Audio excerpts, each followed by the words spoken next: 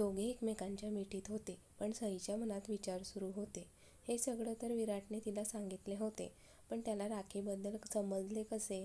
आणि न राहून तिने त्याला विचारले, विराट, तुम्ही मला सगळं काही सांगितले, पण तुम्हाला हे कसे कळले की मीच तुमची राखी आहे म्हणून? विराट तिच्या डोक्यावरून हात फिरवत, मीनाक्षीमुळे.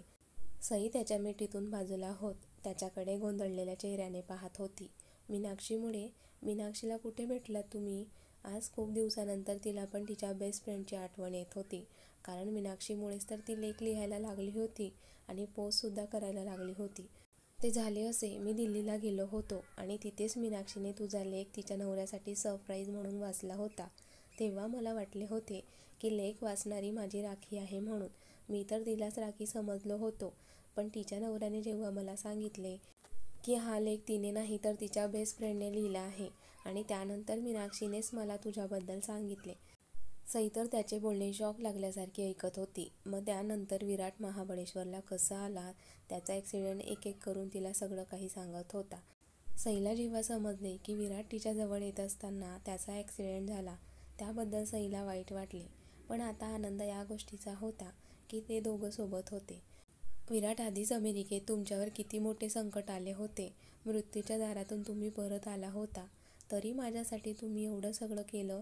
विराट स्वतःच्या जीवाची पर्वा न करता त्याला रागाने पण प्रेमाने समजावत ती बोलत होती, आणि त्यात पण ती कमालीची सुंदर दिसत होती. तो तिच्याकडे बघून गालातल्या गालात हसत होता. ती त्याच्या चेसवर हळूहळू मारत, विराट, इथे मी तुमची काळजी म्हणून बोलते आणि तुम्ही हसताय. जा, मला नाही बोलायचं तुमच्याशी. विराट त्याची मिठी घट्ट करत, असं कसं नाही बोलायचं? सई, शेवटी आपल्या प्रेमाचा विजय झाला आहे आणि आज बघ आपण सोबत आहोत. सई पण तिची मिठी घट्ट करत, हो, आपण आज सोबत आहोत आणि असेच सोबत शेवटपर्यंत राहू. कितीही संकट, कितीही दुःख येऊ दे, आपण दोघे मिळून त्याचा सामना करू. देणार ना या सईची साथ? आणि ती तिचा हात त्याच्यासमोर करते. विराट पण तिच्या हातावर त्याचा हात ठेवत, सई, मी नेहमी तुझ्यासोबत असेल आणि तुझी साथ देईल, हे वचन देतो तुला. आणि आजपासून पॉझिटिव्ह विचार करायचे, निगेटिव्ह विचार करायचे नाही. आणि ते दोघं एकमेकांच्या कपाळाला कपाळ लावतात आणि ती लाडात येत, अहो, आपण एवढ्या दिवस लांब होतो, मी तुमच्या हाताचा चहा खूप मिस केला आहे.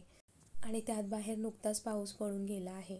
मला वाटतं एक अद्रकवाला चहा व्हायला हवा. विराट तिचे नाक ओढत, नक्कीच, आलोच मी. आणि त्याने तिला सोफ्यावर बसवले आणि किचनमध्ये गेला. सई तर खूप हॅपी होती. शेवटी तिला तिचे प्रेम कार्तिक मिळाले होते. तोच विराट गरमागरम चहा घेऊन येतो आणि ते दोघं चहाचा आस्वाद घेऊन चहा पीत असतात. चहा पीत असताना तिला आठवतं, विराट, तुमच्या ॲक्सिडेंटबद्दल मला समजले आणि मी पळतच तुमच्याजवळ हॉस्पिटलमध्ये आले. पण तेव्हा मला वाईट या गोष्टीचे वाटले होते की तुम्ही माझ्याशी एक शब्द पण बोलले नव्हते. असे का वागला होता तुम्ही? विराटने तिच्याकडे पाहून स्माईल केली. मला तुला सरप्राईज द्यायचे होते आणि तुझ्या चेहऱ्यावरचा आनंद पाहायचा होता, म्हणून तेव्हा मी तुझ्याशी काहीही बोललो नाही. आणि हे बोलताच तिच्या सगळं काही लक्षात आले. तिला आलेले ते लेटर, दीदी माझी हेल्प कर. मग मी वाचवण्यासाठी बाहेर पडली आणि एक कारजवळ येऊन त्यात तिने डोकावून पाहिले आणि त्यानंतर तिला काहीतरी आठवत नव्हते आणि ती गोंधळलेल्या नजरेने त्याच्याकडे पाहत होती. आणि विराट मात्र तिचा गोंधळलेला चेहरा बघून हसत होता. त्याला हसताना बघून सईला समजले ते सगळं काही विराटचे काम असेल म्हणून. ती त्याच्या दंडावर फटका मारत, विराट, तुम्ही खूप वाईट आहात. पण तिच्या मारण्यात पण आज त्याला तिचे प्रेम दिसत होते. विराट, तुम्ही ना खूप वाईट आहात, ती अजून पण त्याला मारत बोलत असते. विराटला पण आता तिची मजा घ्यायची इच्छा झाली आणि तो उठून उभा राहिला. त्याला असे उठलेले बघून सईला वाटले की त्याला राग आला, पण तो थोडा बाजूला जाऊन तिच्याकडे पाहत, स्माईल करत, आता मारून दाखव मला. आणि तो रूममध्ये इकडे तिकडे पळत होता आणि सई त्याच्या मागे पळत होती आणि शेवटी त्याला पकडण्यात सईला यश येते आणि ती पळतच त्याच्याजवळ जाणार, तोच तिचा पाय कार्पेटमध्ये अडकतो आणि ती विराटच्या अंगावर जाऊन पडते. तो पण बेसावध असल्यामुळे त्याचा तोल पण जातो आणि ते दोघं बेडवर पडतात. विराट खाली आणि सई त्याच्या अंगावर असते. ते दोघं एकमेकांच्या डोळ्यात पाहण्यात हरवलेले. काही वेळासाठी सई विसरून गेली होती की ती विराटला मारणार होती. तो तिच्या गालावरून एक बोट फिरवतो आणि त्याच्या स्पर्शाने ती मोहरते आणि लाजून त्याला घट्ट मिठी मारते. विराट पण हसत तिला जवळ घेतो. सई, तू मगाशी म्हटलीस ना मी तुझ्याशी का बोललो नाही? मला तुषारदादाने सगळं काही सांगितलेले आई आणि तुझं काय बोलणं झालेलं, सगळं काही माहिती आहे मला. मला खरं तर तेव्हा आईचा खूप राग आलेला, पण जेव्हा तुषारदादाने सांगितले की तुला इथे आईच घेऊन आली आहे, तेव्हा मी शांत झालो. पण तू जेव्हा मला सोडून गेली तेव्हा वाईट वाटले होते. म्हणजे मला कधी वाटले नव्हते तू अशी मला सोडून जाशील म्हणून. पण जे झाले ते सोडून तू माझ्याजवळ आहेस, हेच माझ्यासाठी महत्त्वाचे आहे. आपण दोघांनी आतापर्यंत ज्या चुका केल्या आहेत ना, त्या चुका विसरून जायच्या आणि आजपासून आपल्या आयुष्याला नवीन सुरुवात करायची. एकदा तू मला सोडून गेली होती, पण आता तो विचारसुद्धा मनात आणायचा नाही. कळतंय ना तुला? कळतंय. आणि तुला वाटले मी तुझ्याशी बोललो नाही तर मला राग आला, असं काही नव्हते. खरं तर मी सगळ्यांना घरी पाठवले होते, पण मी इथेच महाबळेश्वरला होतो. तशी सई मान वर करून त्याच्या डोळ्यात पाहत, म्हणजे तो तिचे केस मागे करत, मला माझ्या बायकोला भेटायचे होते, सरप्राईज द्यायचे होते. मग ते न करता तिकडे कसं जाणार होतो ना मी. थोडी पद्धत चुकीची होती, पण आज माझी बायको माझ्या मिठीत आहे, यापेक्षा कुठला आनंद आहे ना. आज त्यांच्या बोलण्यात होतं ते फक्त प्रेम. त्यांना प्रेम व्यतिरिक्त काही नको होतं. ते दोघं एकमेकांच्या जवळ आहे, यापेक्षा आनंद कुठलाच नव्हता. बराच वेळ दोघं एकमेकांच्या मिठीत होते. काही वेळाने सई बोलते, अहो मला भूक लागली आहे, मी काहीतरी खायला बनवते. आणि ती उठून बसते. तुम्ही पण खाणार ना? विराट हसत, हो, मग एवढ्या दिवस माझ्या बायकोच्या हातचे जेवण खूप मिस केले आहे मी. बरं, आलेच मी. आणि ती खाली जाते आणि किचनमध्ये विचार करत असते काय बनवू. तिला समोर पोहे दिसतात. आता पोहेच बनवते. आणि ती मिरची आणि कांदा चिरायला घेते आणि कांदा चिरत असताना काहीतरी विचार करत असते. आणि त्याच गडबडीत तिचं लक्ष नसताना तिचे बोटाला लागते आणि ती जोराने ओरडते. विराट हॉलमध्येच असल्यामुळे त्याला सईचा आवाज येतो आणि विराट सईच्या काळजीने किचनमध्ये येतो. तिच्या बोटातून रक्त येत होते. विराट तिच्या हातात हात घेतो आणि त्याला समोरच हळद दिसते आणि तो पटकन थोडी हळद घेऊन तिच्या बोटाला लावतो. त्यामुळे तिचे येणारे रक्त थांबले होते. विराट तिच्याकडे पाहत, सई हळू ना, बघ किती लागले तुला, कसला एवढा विचार करत होतीस. त्याला तिची काळजी आहे हे आताच तिने पाहिलं होतं. आता इथे बसून फक्त पाहायचं, उठायचं तर अजिबात नाही आणि बोलायचं पण नाही. विराट पटकन कांदा चिरायला घेतो. सई बसून त्याच्याकडे भान हरपून पाहत होती. तो काही मिनिटातच पोहे बनवतो. सुगंध तर खूप छान येत असल्यामुळे तिला असे झाले होते कधी पोहे खायला मिळतील म्हणून. तो एकाच प्लेटमध्ये पोहे वाढतो आणि सईचा हात पकडून तिला हॉलमध्ये घेऊन येतो. ते दोघं सोफ्यावर बसतात. ते दोघं एकमेकांना भरवत पोहे खात असतात. पोहे खाऊन झाल्यानंतर ते बेडरूममध्ये येतात आणि बेडवर पडतात.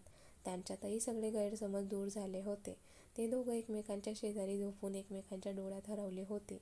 बराच वेळ दोघं तसेच पाहत असतात, काहीही बोलत नाही. विराट थोडा पुढे सरकला आणि तिच्या कपाळावर ओठ टेकवले आणि हात पुढे केले. तशी ती त्याच्या मिठीत शिरली. शेवटी एवढ्या दिवसाचा विरह होता त्यांच्यात. सईने पण त्याला घट्ट मिठी मारली. तिची मिठी त्याला जणू सांगत होती, विराट तुम्ही असेच माझ्यासोबत राहा, मला सोडून कुठेही जाऊ नका. तो प्रेमाने तिच्या पाठीवरून हात फिरवत होता. त्याच्या मिठीत पण ती कधी झोपली तिचे तिला कळाले नाही. विराट पण तिच्या पाठीवर आणि डोक्यावर हात फिरवत कधी त्याचा डोळा लागला त्याला पण कळाले नाही. दोन प्रेमी एकमेकांच्या मिठीत निवांत झोपले होते. शेवटी एवढ्या दिवसाचा विरह होता त्यांचा. अजून शरीराने एक झाले नसले तरी त्यांचे मन एक झाले होते. थंडीमुळे दोघं एकमेकांना घट्ट मिठी मारून झोपले होते. रात्री झोपायला उशीर झाल्यामुळे ते सकाळी उशिरापर्यंत झोपले होते. काही वेळाने सईला जाग येते आणि ती डोळे उघडून पाहते तर ती विराटला घट्ट मिठी मारून झोपलेली असते. तिला आधी विश्वास बसत नाही, पण खरंच ती त्याच्या मिठीत असते. चेहरा वर करून सई विराटकडे पाहते. विराट शांत झोपला होता. सई मात्र त्याला जवळून न्याहाळत होती. खूप दिवसानंतर ती त्याला एवढ्या जवळून पाहत होती. आधी तिला सकाळी सकाळी असे वाटायचे विराट तिच्या जवळ आहे आणि ती विराटला हात लावेल तोच विराट दिसेनासा व्हायचा. पण आज विराट खरंच तिच्या जवळ आहे. एवढंच नाही तर ती पूर्ण रात्र त्याच्या मिठीत होती. हा विचार येताच ती गोळला असते आणि खूप प्रेमाने त्याच्याकडे पाहत असते. कसलीही कमी नव्हती त्याच्यामध्ये. सगळ्या गोष्टींमध्ये परफेक्ट होता तो. ती त्याच्या चेहऱ्याचं निरीक्षण करत होती. ती थोडी त्याच्याजवळ सरकली आणि त्याच्या नाकाला नाक घासत हसत होती. खूप हॅपी होती ती. ती हळूच तिचे एक बोट त्याच्या गालावरून प्रेमाने फिरवते. विराट झोपमध्ये असतो, पण थोडीफार त्याच्या चेहऱ्याची हालचाल करतो. सई मात्र त्याला बघून हसत असते. तिचे लक्ष त्याच्या ओठांकडे जाते. त्याचे ओठ अगदी स्ट्रॉबेरी सारखे आहे. किती लाल दिसताय छान. आणि ती त्याच्या ओठांवर तिचे बोट फिरवते. ती जवळ असल्यामुळे विराटला तिचे श्वास त्याच्या ओठांजवळ जाणवत होते. खरं तर ती उठली आणि तिच्या हालचालीमुळे विराटला जाग आली होती. पण तो उठला नाही आणि तसाच पडून होता. त्याला बघायचं होतं की सई काय करते. ती फक्त त्याच्या ओठांकडे पाहत होती, पण काहीही करत नव्हती.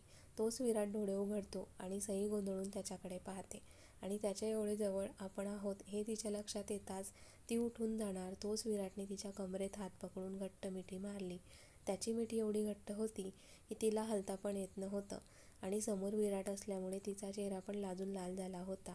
विराट तिच्याकडे पाहत होता तर सई लाजून खाली पाहत होती. न राहून विराट तिच्या गालावरून एक बोट फिरवत सई काय पाहत होती ते नाही, काही नाही. खरं तर ती लाजली होती. विराट समोर काय बोलावं तिला काहीही कळत नव्हतं. तिचा उडालेला गोंधळ पाहून त्याला हसू येते. त्याने तिचा चेहरा उंजळीत घेतला आणि तिच्या ओठांवर अंगठा फिरवला. तो पण तिच्या ओठांकडे भान हरपून पाहत होता आणि सईचा चेहरा लाजून लाल झाला होता.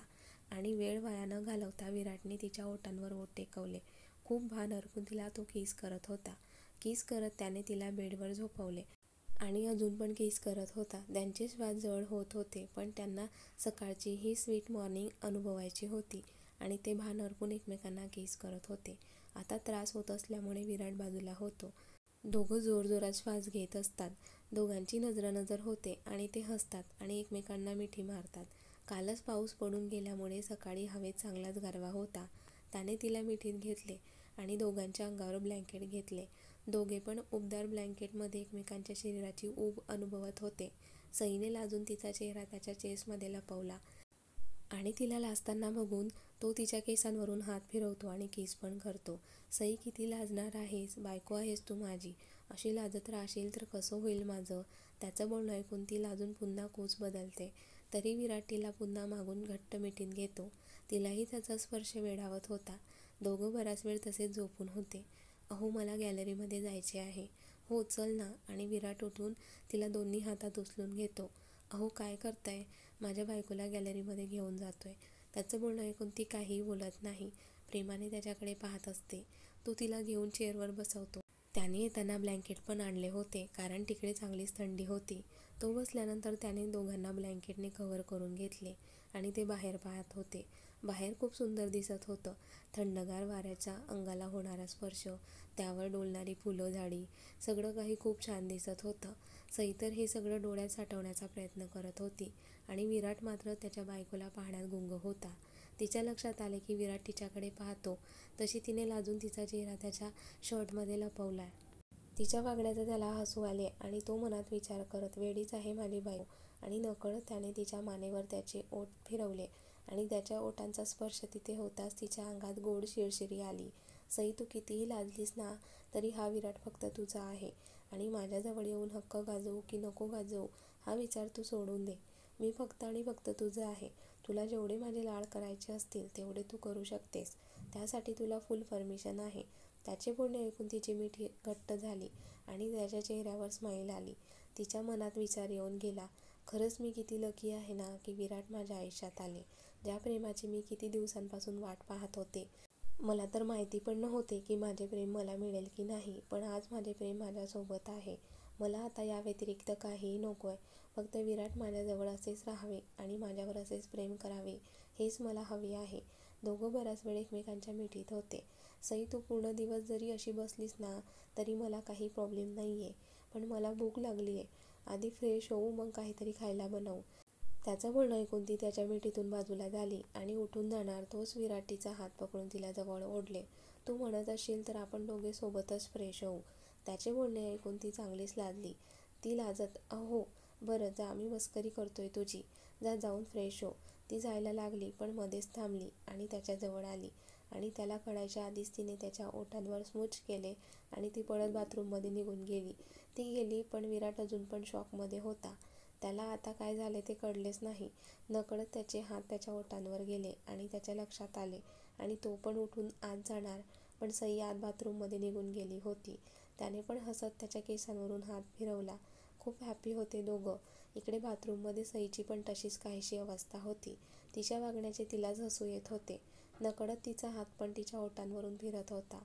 फ्रेंड्स, मला माहिती तुम्हाला सई आणि विराटचे रोमॅन्टिक क्षण पाहायचे आहे, ते क्षण पुढील येणाऱ्या भागांमध्ये तुम्हाला फक्त आणि फक्त त्यांचे रोमॅन्टिक क्षण पाहायला मिळणार आहे. त्यात सई आणि विराट असतील. त्यासाठी कथेचा हा भाग लहान पोस्ट करत आहे, कारण त्यांचा अर्धवट रोमॅन्स मला तुम्हाला दाखवायचा नाही आहे. पण कथेचे पुढील येणारे भाग मोठे असतील आणि रोमॅन्सने भरलेले असतील आणि माझ्या सगळ्या सबस्क्रायबरला नक्कीच आवडतील ना? नक्की कमेंट्स करून कळवाल. आणि कथेचा हा भाग कसा वाटलास कमेंट्स करून नक्की कळवा. आणि व्हिडिओला लाईक, शेअर आणि तुमच्या आवडत्या लाईव्ह मराठी स्टोरीज चॅनलला सबस्क्राईब करायला विसरू नका. धन्यवाद.